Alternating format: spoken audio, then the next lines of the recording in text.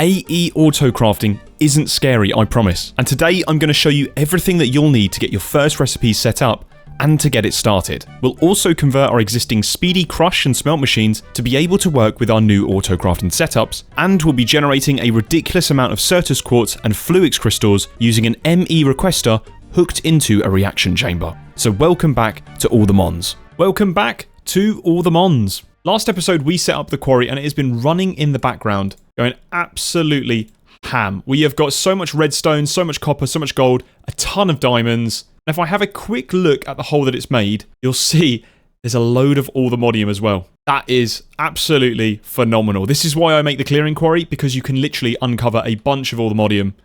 And right now we don't have fortune, so I don't really want to mine much of it. But I think we can get a little bit more, just because I think it's a fun block to have. So what is the plan for today's episode? Well, I think we need to sort out applied logistics. Number one, because our storage situation has got a little bit chaotic. We've got multiple chests here, got drawers, everything like that, and I kind of want it to be a bit more streamlined. Secondly, we are going to be getting into autocrafting soon, and AE is responsible for all of that, so I want to get started on it as soon as possible. Now, if I type in @AE, I can see every single applied logistics item that we've got, and one of the main components of applied logistics is the Certus quartz, and we need to get as much of this as possible. We do still have that flawless budding Certus quartz block here, so I might make a little temporary Certus quartz farm up until we can use the reaction chamber, which will allow us to generate Certus quartz a lot faster. So the way that we're going to be doing that is by using growth accelerators. These aren't too expensive, we just need a fluix block and some quartz glass, which means we need a little bit more Certus quartz dust. We are running quite low on it, so I'm being a little bit careful with it. I think that should be enough to cover us for now, and that is the growth accelerator. Now this block here can actually be powered by either a resonance generator that we've got over here, or we can give it redstone flux and that will also work. I'm also going to need some charged Certus quartz. So the best way I can really think about doing that is by grabbing ourselves a couple of hoppers, grabbing our charger from over here, and plugging our charger into the back of this cable over here with a hopper below and a hopper above. I'm hoping that if I throw the Certus quartz in there, it will charge up and then come out the bottom as charged Certus quartz. Yeah, there we go, perfect. It's not the fastest machine, but it will do for now. Again, we will speed this all up very soon. And with that, I'm going to make myself quite a lot of the fluix crystals. 32 of them to be more precise. And then we'll make ourselves that second growth accelerator. So if I go to this area over here, I'm going to pull out a cable. And I'll place a growth accelerator just down there, and that should get power. And then one up here as well, and that should also get power. If I put the cardboard box there and then shift right click, a flawless budding Certus quartz should start producing some of the buds. And I have seen a lot of people automate this process by using modular routers or even annihilation planes from applied logistics, both of which work really well and they are both completely viable, but this reaction chamber is a little bit faster, and so that's what I'm trying to prioritize. I'm just trying to get myself probably about a stack, as it will make crafting in the future significantly easier. And so I sat here for the next couple of minutes just harvesting a whole stack of Certus quartz crystal. So let's get started on making that reaction chamber. Need to get a matter condenser from some of the fluix dust that we've already got. A vibration chamber. Very easy as well. And then lastly, I've got some fluix dust, so that is the reaction chamber. And we're going to need quite a bit of power for this to be able to work. So I think it's worth getting into flux networks so we can have wireless power and bring the reactor power back into the overworld. If I type in the flux networks mod, I'm going to need a few things. Number one, the flux controller. Number two, I tend to have a little bit of storage, only the basic one for now, more so as a buffer, but you don't necessarily need this. I then want myself a flux plug and a flux point. The flux plug adds energy to your network, and the flux points are what we're going to be using to take energy and move it elsewhere. To make all of this, the base ingredient is flux dust, and you get that by crushing redstone with obsidian on top over bedrock. So without further ado, let's grab ourselves a bit of bedrock, go over to our mining dimension and all the way down to the bedrock layer. And so if I place obsidian over here, grab some redstone, I might as well throw all of this down, and then just left click punch, we'll get a bunch of flux dust. A lot of the recipes require flux blocks, which require these flux cores. And these are made with obsidian, flux dust, and eyes of ender. This is quite expensive, because obviously we don't really have an infinite source of ender pearls. However, last episode we made that hostile neural network that generates those enderman predictions. So what we could do is get ourselves the loot fabricator and grab those Enderman predictions that it's been generating, placing that next to the energy cube, and adding our Enderman predictions, and we can actually extract Ender Pearls from these predictions, which is super handy. We are getting quite a lot of these Ender Pearls. These shouldn't be a problem anymore. I'll grab 8 of our blaze rods and crush those up, and that will give us 28 blaze powder. Wow. And we will make all of these Eyes of Ender, make a load, probably a stack of these flux cores. We'll definitely need them. But we seem to be out of obsidian right now. Okay, well, we'll try that for now. We're going to need 5 flux blocks to make the flux controller, 6 flux blocks for the basic energy storage cube, and yeah, we are out. Right, we're going to need a new way of getting obsidian. Ooh, I've just seen it here. We can actually use the block generator to generate obsidian. The lava is consumed, but I'm going to guess this is still the same bug from ATM TTS, meaning that we can use flowing lava instead of this regular lava. What we'll do is go back to our old base.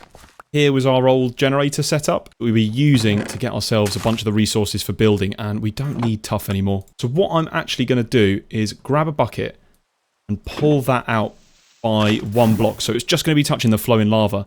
And then if I place obsidian underneath it, we should now be generating obsidian. Ooh, we are. Really, really slowly, but that is better than nothing. I think that's pretty decent. Right, we'll keep that going. Now, one thing to note is that because this is only generating 1 at a time, doesn't matter what kind of block generator you have. Right now we've obviously got the diamond one, but technically a stone generator would be just as quick because it's consuming that lava. Right, half a stack should be able to finish off what we need. Let's get some more of these flux cores. And what we're going to need is a flux plug. And then we're going to need quite a lot of these flux points. These are going to be what's extracting the energy from the system. So that should do. I'll place the flux controller. It can go really anywhere. Just pop it over here for now. I'm going to place the basic storage on top. And inside our flux controller, we need to create a new network. I'm going to press the create new network. Call it Big Jim's network. And choose a color, purple, of course, the Big Jim purple. If you're playing on a server, you can set it to either password protected, private, or public. In this case, it's just single player, so I'm actually going to place it on public. Press create, and we'll select the network from that list, and you'll see everything turns into that purple color. My basic storage does not have a network, so I'm going to have to select the network there. You'll see it also turns purple, and it'll be the exact same for our point and plugs. So let me go over to our mining dimension and pop down a plug right on top of that reactor here. Selecting my network. I think that should have pulled some energy into the storage, if I'm not mistaken. Let's just check. Let's go out of here. Yeah, you'll see. Right, there we go. It's now filling up our basic energy storage. Now, in our mining dimension, that is now chunk loaded. So if I come up to our machine area and place some cables in like so, I can plop one of my flux points over here, selecting my network, and now I'm actually receiving power wirelessly from our mining dimension, which is absolutely brilliant. And in fact, I can actually now remove our generator. What I'm going to do is actually place it like so and have our energy cube as a buffer in between. So we'll have the top being input, we'll have the bottom being output, and then place the flux point right on top like so. And that just gives it another buffer just in case we run out of energy for whatever reason. And I can go and grab my reaction chamber, place it upstairs, connect it to here, and it should be getting some power. Good. Now this does use a lot of power, so do be warned. And I'm also going to grab a sink. I'm going to grab this one from down here because I don't think we're going to be using it. And I'll bring that upstairs and place it just behind. Now, the reaction chamber has a few recipes that are really handy, one of which it can charge 64 Certus at a time using just 1 bucket of water and a load of power. You'll see here it is a lot of power, 1,300k FE. That's 1.3 million FE. So it is expensive, but we have the energy to do so. I'll plop the Certus quartz in there and we'll see the progress going up. And this is going really slow for some reason. I think, if I had to guess, it's probably the transfer rate of our energy cube. So I'm just going to remove that for now and just place the cable there. Yeah, that's so much faster. And once we've got this charged Certus quartz, it still behaves as regular Certus quartz, meaning we can still crush it down into Certus quartz dust. So I'm going to grab half of the charged Certus quartz, crushing that up into Certus quartz dust. If I go back to my reaction chamber, there is also another recipe in here. Using 16 charged Certus quartz and 16 dust, I get a whole stack of Certus quartz crystal. So if I plopped both of these in here and let that run, we'll end up getting 2 stacks of Certus quartz crystal from our 1 stack, which is really handy. So let's try that all over again. Let's put a whole stack in here and charge up that. Throw our regular Certus quartz stack that we got earlier into our crushing system that we made last episode, and then put both of those in there, add some water, and that generates even more Certus quartz. We're now at 4 stacks. We're doubling it every single time. And right now, this process is incredibly time intensive, very manual, very boring of a process, but we're using AE. We can automate this. So let's get into automation and automating Certus quartz via the reaction chamber, which will make this so much easier. But for now, we're going to need a lot of processors. There are a bunch of different processors in AE, the engineering, the calculation, and the logic, made with gold, Certus quartz, and diamond respectively, and I'd like to get myself a stack of each. So let's grab a stack of gold, a stack of the Certus quartz, and a stack of diamonds. And we also need a stack of silicon for each one of those, as well as redstone dust. Great, so that's what that's going to look like here. Now we do need to process that down into its printed logic circuits. However, I noticed there's a flatten glyph here that will flatten our gold ingots into logic circuits. The same with calculation and the same with silicon. And all we need to do is the end process where we just inscribe it right at the end. So let's have a look. How difficult is flatten to make? Oh, not difficult at all. We've already got the earth essence. We need an iron shovel. And then we need to make an anvil. Again, we got a quarry set up last episode, so this is no problem. Throw all of those in there and we'll get the glyph of flatten. Perfect. We'll right click to unlock that. And then let's try out number 4. Let's just do touch, flatten, and then try and add a bunch of pierce. Let's just check that this works. If I throw down a stack of gold and do that. Oh, right, okay. No, I need to put sensitive in between. So it's actually going to be touch, flatten, sensitive, and then a bunch of pierce. And that should work. That has just turned, 32 printed logic circuits. That is so much quicker than having to do that with the inscriber, but it does use a lot of mana, so we do have to be a bit careful with it. Luckily, as a quest reward, I got some sauceberry pies, and they give you mana regen too, so I think that should help us a little bit. Flatten these guys as well, and that should be the last of our silicon. If I go up to our inscriber, we can then add the logic circuit, the printed silicon, and then redstone, and that will slowly create us some logic circuits. And oh my goodness, this is a very slow process. So you know what I'm going to do first? I'm going to plop in the calculation circuits so we can get some calculation processors. And with 2 of those, what I'm going to do is craft ourselves the acceleration card over here. We need 4 advanced cards, which is what we made those processors for, and then just 4 of those acceleration cards. And if I plop those inside the inscriber, that should hopefully speed things up. Yeah, that's much faster. And I can also add some acceleration cards into that reaction chamber. Now, it does use a lot of energy, so I've got to be a bit careful with it, but I'm hoping that will speed things up a little bit as well. Let's see how quick that is. Oh, that's like almost instant. That's ridiculous. One thing that we're also able to do is not only just charge our Certus quartz like so, we can actually do the fluix crystal recipe inside the reaction chamber, so we don't have to submerge it in water. We can literally just do it like this. So whilst I was waiting for the processors, I crafted a little bit more Certus quartz until everything was done processing. And yes, pun intended. Wait, is this another gym-terruption again? First of all, you haven't liked and subscribed, so do that now. But second of all, you're about to see some of the worst wiring known to man. So I thought I would quickly explain the fact that I have fixed this up and it looks really neat now when I come in here, but what you're going to see in the video might scare you. So if you do have a panic attack over the wiring, it is fixed. It will be fixed eventually, just trust me on this. But I'm sorry for what you're about to see. So what are we going to do with these processors? Well, number 1, I want to make myself an ME controller. You usually end up using quite a few of these. I did manage to complete my entire Civilus series using, I think, 4. So as long as we use these a bit sparingly, we should be okay. Although, saying that, I think we're only going to use 1. I'm actually going to plug this into a power source, so right at the top over here. And then, that should turn into one of those RGB coloured ones. I'm going to grab quite a bit of this fluix cable.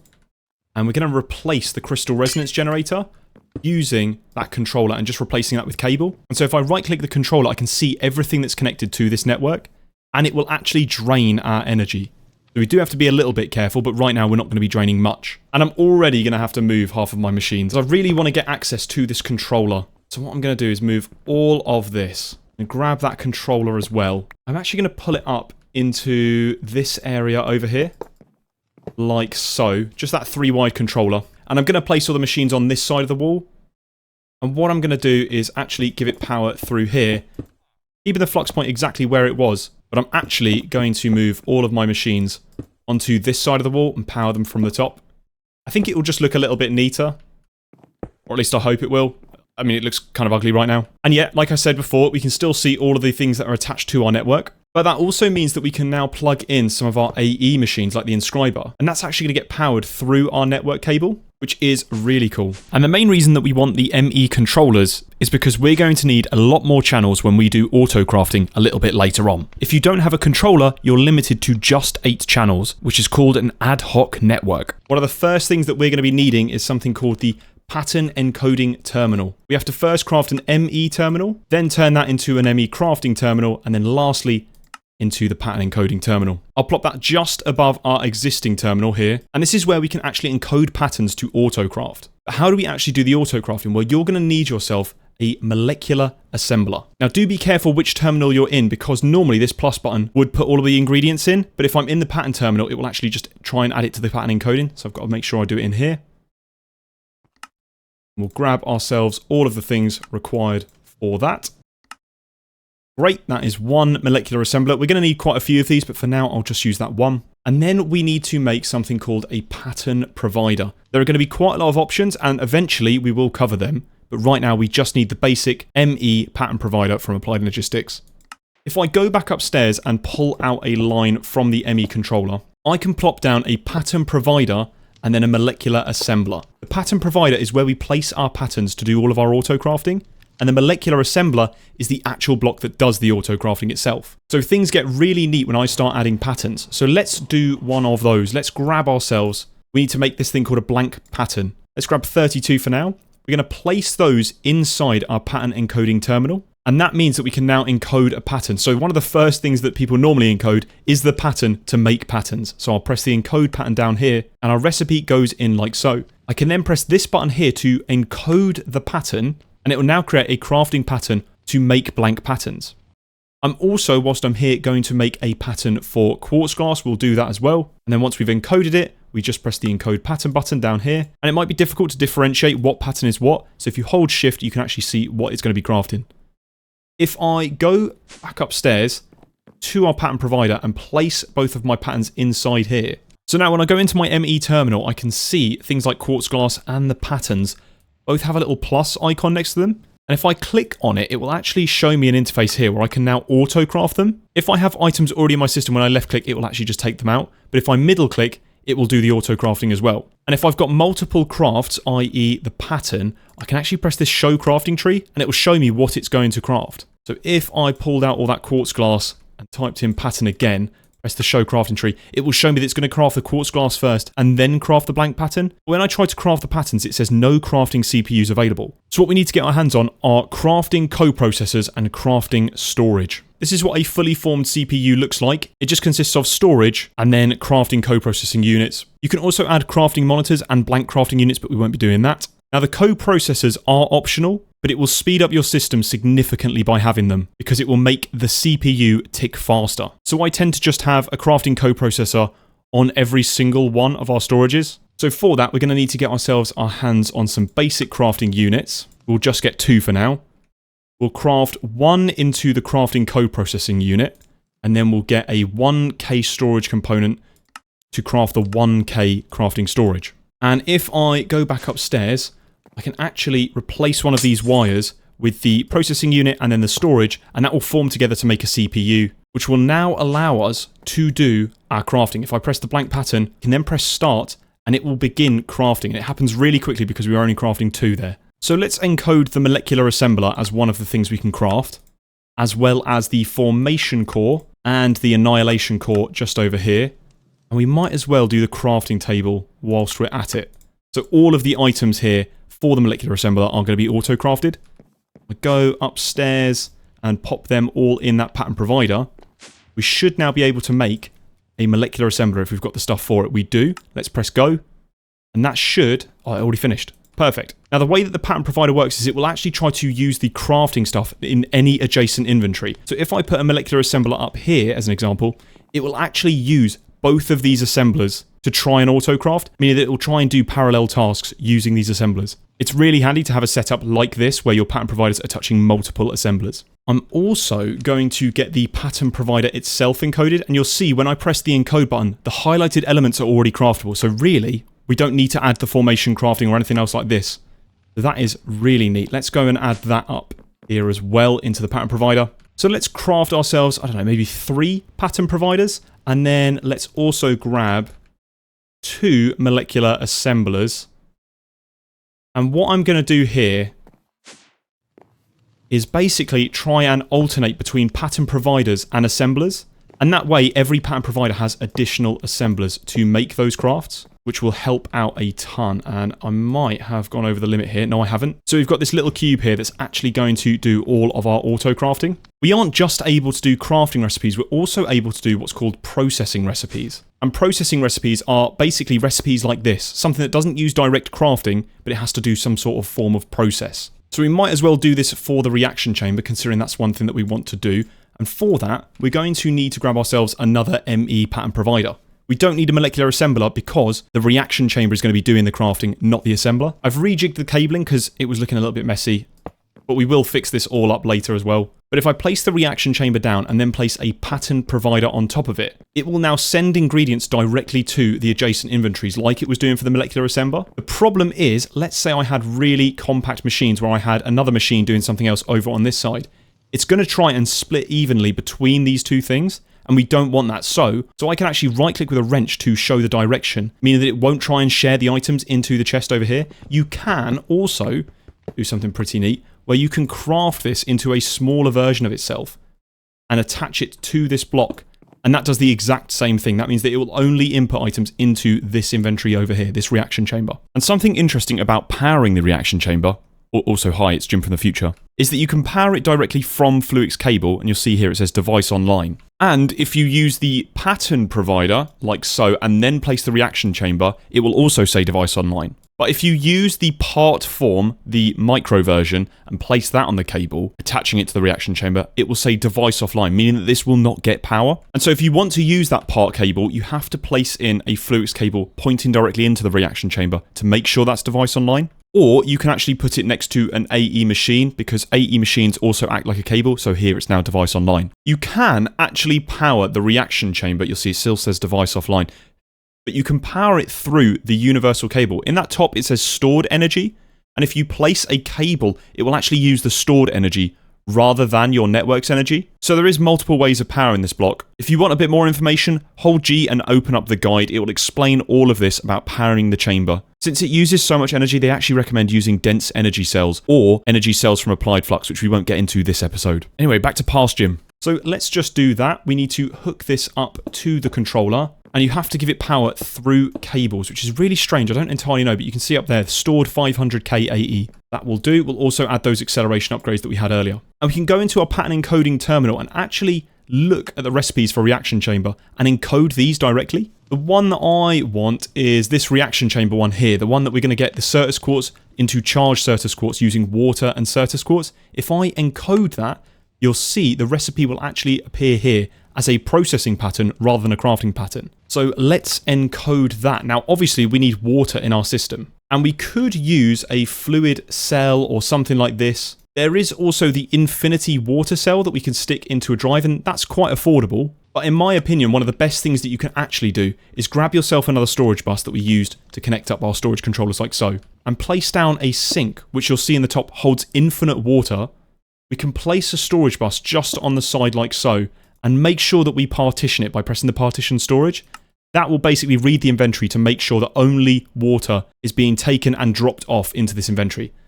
One of the things with sinks is that I could have, let's say, lava in my inventory, and it would actually just void the lava in the bucket. So we do have to be careful that we're not voiding liquids. And we do that by partitioning. So it's really easy. You just press that partition storage here, and that will set it to water. If I go into my terminal, I should see water here.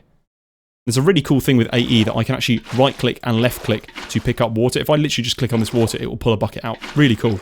But now with that pattern that we made to charge our Certus quartz, if I place that in the pattern provider above the reaction chamber, I should be able to go downstairs and actually request the charged Certus quartz. So let's do that. Let's press next. It's obviously going to craft 64 because that's the recipe. So that's fine. If I press start, it will then put all of the items in the reaction chamber. And you'll see it's done it and it's actually already finished the charge recipe. We then need to export the items back into our network. And a lot of the AE machines have this option to do auto export, and we can actually select to export on that top pattern provider side, and it will take the items and go into the system. And you'll see if I look now, the crafting status is 0, meaning it's already done it, and we've got our charged Certus quartz. I can also add the recipe we were doing earlier of charged Certus quartz and the quartz dust to get ourselves 64 Certus quartz crystal. So let's encode that as well, and we'll go back up to the top and place that in the pattern provider as well. And provided that we've got the Certus quartz dust and the charged Certus quartz, I can actually request that as well, and we're now making Certus quartz crystal. Now we still need to manually crush our Certus quartz, but we could make a processing recipe for this. So what I'm going to do is go back into our planarium, and I'm actually going to rebuild our crushing thing in the overworld and get this to process there. So let's tear this down for now. And I've got a little place that I've designated upstairs here for that system. So let's place it and rebuild it over here. Perfect, that is now reset up in the overworld, and I'm actually going to remove this gold barrel over here, and I'm going to replace it with a pattern provider, and I'm going to make sure this is pointing down, like so. So all of the items are going to go into that barrel. Now, like I mentioned, this is going to get incredibly messy. Our controller's just down there, going to pull all of that into here, like so. Eventually we're going to get wireless, so this won't be a problem, but that is cool. And I'm going to manually set a recipe here. I'm going to go all the way back down here and encode the Certus quartz dust recipe. I'm going to use this crush glyph here as an example. So that's 1 Certus quartz into Certus quartz dust. I'm actually going to change the values of here to 64 and 64. So it's going to process a big batch of it. You don't have to do this, but it will make things faster later on when we try and scale up this process. So let's go up into that pattern provider here. And we haven't changed anything to do with this spell turret. It's the exact same as what it was before, the crush sensitive pierce pickup. And let's test that this works. I'm going to place some source jars in the back. Eventually we'll automate this. But let's test that it works. Right, let's go and request ourselves some Certus quartz dust. Let's do 2 stacks like that, and we're going to press go, and then we're instantly going to run back upstairs, and it's done. It's literally done. Let's check the inventory again. Yeah, it's already done. And then because we've now crafted that, let's craft 128 regular Certus. And craft that up. And now from here, we can literally just start making loads and loads of Certus quartz. Yeah, this is ridiculous. We're already at 612, and then I'll request a bit more of this. We'll do 256. We'll do that. And that's all going away. You can hear it in the background popping off. And before too long, we have crafted over 1,000 Certus quartz crystals. Now that is a cool process, but right now that is all manual to make all of this Certus quartz. I want to make it so that we can request it. And that is where the ME requester comes into play. We need to make ourselves an interface, and then 2 of the crafting processors, like this, and that is the ME requester. If I attach this absolutely anywhere on our network, let's just do it here, for example. So I will put in the Certus quartz crystal here, the charged Certus quartz, and then Certus quartz dust. Now, we'll switch up the batch sizes here so they're all in batches of 64. We have to type in 64 and press submit changes to all of these. And let's make sure that we've always got 1,000 in stock, meaning that it's going to try and craft up to make 1,000 at all times. Let's also try and stock in, let's say 256 of the charged Certus quartz, and do 256 of the Certus quartz dust here. And so if I look, it should now automatically be requesting those things. So here it's requesting the charged Certus quartz.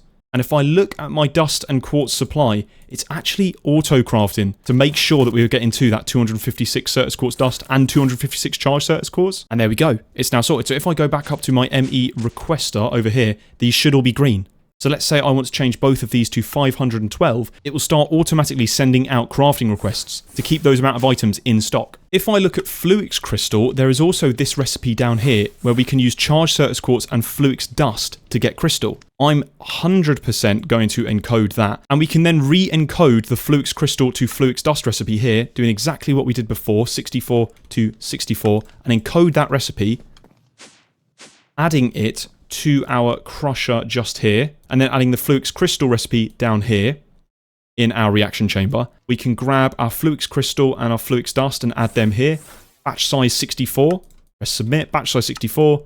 And let's do 256 of the dust, and let's do 256 of the crystals for now. Now, right now, you'll see it's missing the ingredients, meaning we don't have enough fluix crystals, although I think it's just gone and crushed all those crystals up to make that. Now, this process is incredibly slow because we only have one CPU running. You'll see when I look at the request status, it goes no CPU, because the CPU is being used for every single craft. Now, we obviously want it to be parallel, so we need to make more crafting CPUs. So let's grab ourselves a couple more of these crafting units and a couple more of the 1K storages. And so now that we've got more co-processing units and crafting storage, we could expand this CPU to have a larger storage, but we actually want to make multiple CPUs. So what we're going to do is basically make a CPU like that, and then another CPU over here. And the cool thing is that AE machines act as wires. So if I place this over here, it will actually connect up the molecular assemblers still. And we'll place our storage over like so. Let's just check we're not running out of channels. We're not, that's good. And we've now actually got ourselves 4 CPUs that all of these tasks can be split between. So let's up this number to 512 and then this number up to 512. And we now have Certus quartz and fluix dust automatically being requested and generated by our system. Done. All of the auto crafting is done, and we've now kept all of those items in stock. I go into my terminal and type in quartz. Yeah, everything's there. And then same with fluix. Yep, we've got everything. So provided that we can supply source to these source jars, we will have this running infinitely. And we could also set up a pattern provider for our smelting setup, which is what this poll was here for as well. So we're now using our Rs creation that I did last episode, but in automatic processing. And speaking of, we can actually add some more of those crushing recipes. So for example, cobblestone into gravel. Let's add that recipe to our crushing machine. And then also gravel into sand as well. I'm actually going to remove this flint option there, and we'll set both of those to 64. And technically we could also do silicon as well, crushing sand into silicon. I will do that, setting all of those. And now adding all of those recipes into our crushing machine. Unfortunately, this is looking really ugly. We're going to have to do a little bit of off-camera work to try and fix up this setup to make it look a little bit more approachable. But hopefully that all made sense to you, and hopefully all of the ME requesting stuff also made sense. But one of the last things that I want to do is now get rid of all of our storage here and actually replace it with a disk drive. To do that, we're going to need to craft an ME drive over here.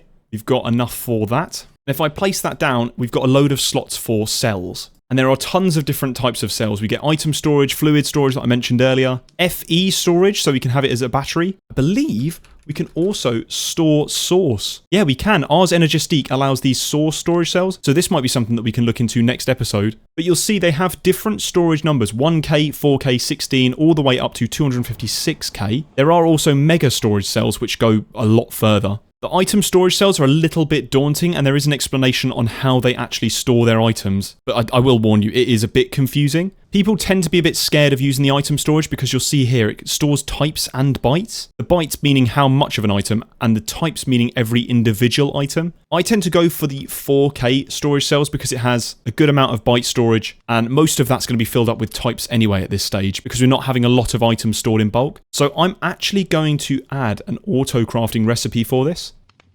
We'll encode that, and then we'll also encode the 4K storage component and then the 1K storage component like that. We'll go upstairs and add all of these into our pattern providers. And we've filled up one of the pattern providers. Let's add it to this one. I'll place that back in. So I should now be able to request 10 of those discs, and we have run out of redstone. That's probably because it's all stored as redstone blocks right now. So let's pop all of that in there. And try again, 10 of these discs. And now that we've got a bit of a longer craft, I can show off the crafting status up here. And you'll see this is actually what we're supposed to be seeing of how many it's being crafted. Even then, our system is so quick that it just happens too quickly. Actually, I'm going to craft maybe 20 4K storage cells in total, which does mean that I'm going to need another ME drive. I'm going to need 2 in total. And hopefully that should be enough to store all of our items. So I'm going to grab every single one of these item storage cells. And I'm also going to grab ourselves an import bus and then 4 acceleration cards. Cool. So what I'm going to do is place my ME drives For now, I'm just going to place them anywhere on this network, probably up here. I'm going to place every single one of my item storage cells inside. And what I'm going to do is actually disconnect our storage bus, meaning that the terminal will no longer see any of our items that are actually stored in our chests, because I now want to store those items inside our ME drive. And the way that I'm going to do that is by importing them into our system. That's where the import bus comes in handy. So we're going to place the import bus there, and it will already start filling up our drives, although I don't actually see it doing it. Gonna maybe add some acceleration cards, and that should hopefully speed it up. Yeah, I can already see one of the drives filling up here. And you'll see it's now filling up from our chests. All of this entire chest is now being removed. And we're now removing this entire chest because it's all being put into these 4K item storage cells. With the idea being that we're now going to get rid of all of these chests. And we now have a visual indicator of when items have been filled up in the disks. If you look at what has actually been filled up, the types have been filled up a lot more than the bytes, which means we have a lot of individual items rather than bulks of one. In fact, I think it's now completed. Let's have a quick look. Yeah, all of the chests are now empty. I can remove those and place those back in the system. And we've not got too much of the storage drawer bulk items. So in fact, I'm actually going to remove the import bus here, remove the storage bus here, and import all of our current items into our system as well from our drawers. So let's see. Yeah, it's now draining everything. The bread's gone, the coins have gone, the deep slate's gone. All of this is now being drained from our system. Yeah, great, that's now drained all of that. And I think that's also drained here as well. It has. Very cool. So I'm going to remove the storage controller and remove that import bus. And I can remove our storage controller. And we've now fully moved into digital storage. We are no longer dependent on chests or drawers or anything like that. And I was wrong. I didn't have to get a second ME drive. However, we are filling up the last disk on this drive. So it was probably a good idea that I did that. And after a little bit of cleanup later, we now had our full AE system. And there we go. We are now sorted. We are now fully digital in the digital AE age. We've sorted out auto-crafting as well as auto-crafting processing patterns like here. And we've now completely sorted out our fluix crystal and Certus quartz supply so that we've now got an infinite amount of both of those. And it's on auto-request, meaning that we can get more when we need them. And just before I close out this episode, something happened whilst I was recording this video that you might be interested in seeing. A little hint, we found another shiny. Oh, what? Shiny Mankey? What? Shiny Mankey. Hold on, guys. Hold on. Shiny Mankey spawned in. We've got to go and find him. I think I see him on the map. He's over in this direction. Is this it? Doesn't look shiny to me. Over in this direction. Where is the shiny Mankey? I hear it. Over here. Oh my goodness, he's green. What the heck? That is so weird. Let's just try and Ultra Ball it. That's so strange. We got ourselves another shiny Pokemon, guys. Nice. Shiny Mankey now caught. Brilliant. And so, without further ado, welcome our green Mankey. What an awful colour. That is just, it does not look good. But it's still very cool, and it's very rare. So welcome Mrs. Mankey to the team. Not entirely sure what to do with her, but still a very cool and very rare mon indeed. So thank you very much for watching. I hope you enjoyed this, and I hope you learned something from this video. If you did, make sure to hit the like button, and I will see you guys next time. Take care.